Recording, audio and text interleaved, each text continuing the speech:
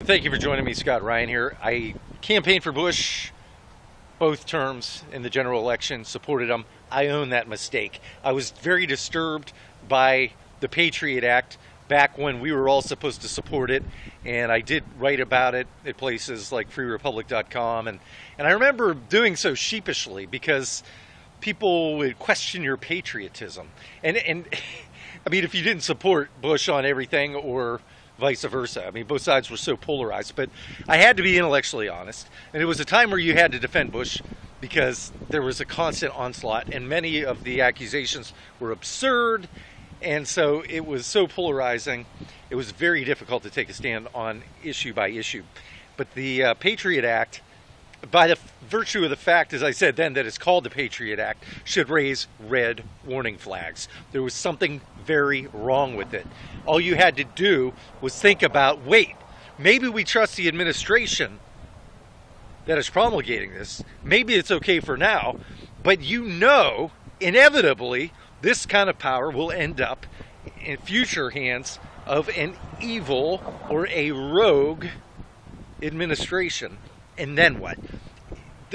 The warning signs were everywhere. All you had to do was use a little common sense, basic sense, a little wisdom, and know that this could not lead to good things ultimately. I have said before, and I'll say it now, I'll take my chances with the terrorists. Yes, Michelle Bachman, I know there are terrorists out there. I know that they mean harm to us.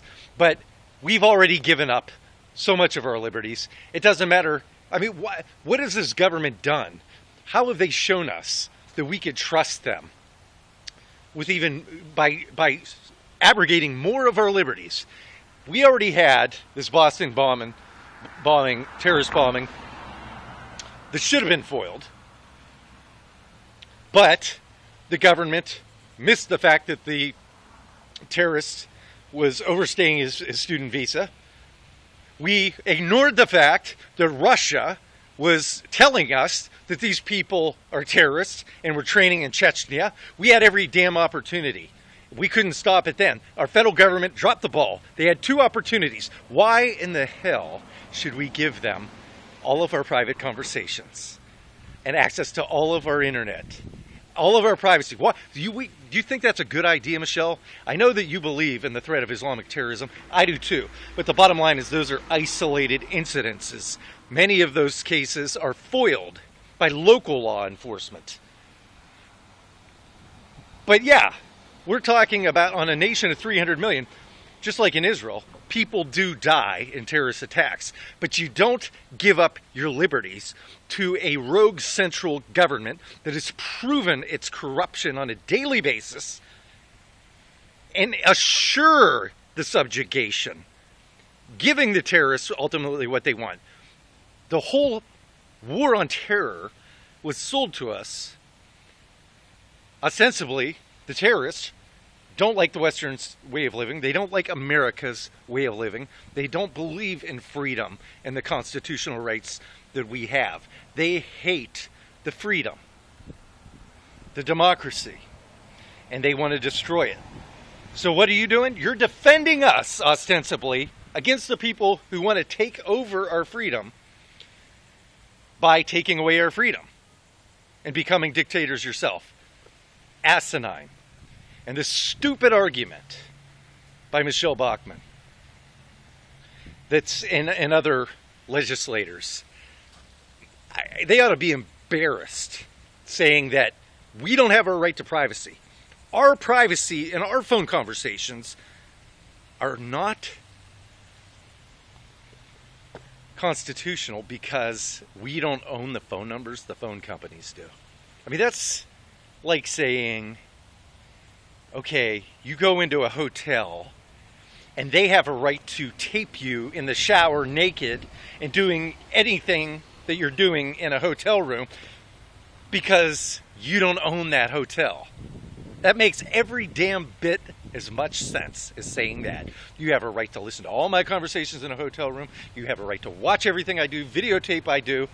Not that you'd want to, but anyone for that matter. Now, we go into a hotel room just as we enter a contract with our phone companies with an expectation of privacy. Even though we don't own it, that becomes our home. There are disclaimers. When you sign on the dotted line, whether you're signing something to check into a hotel or you're signing up a customer agreement with Verizon, as I did, they disclose to you things that are salient. And I do not remember giving Verizon permission, or Comcast, or any other company the ability. I don't remember giving them permission to give up all of my private information and conversations to a federal rogue government who demands it unconstitutionally. I don't remember giving that permission. This is treason. And anyone complicit, I don't give a damn if it's Michelle Bachman or Barack Obama. You need to be held accountable.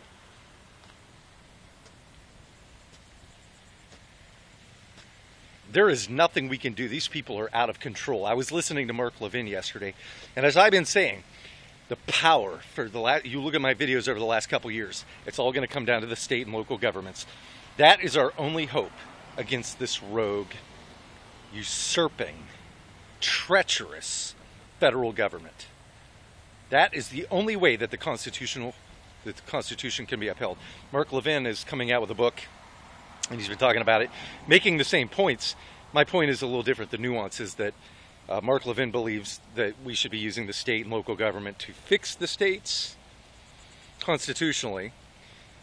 And he's saying it could take 5 to 10 years. He doesn't know. I can tell you, I'm sure I like his plan. I love Mark Levin. He's my favorite talk show host.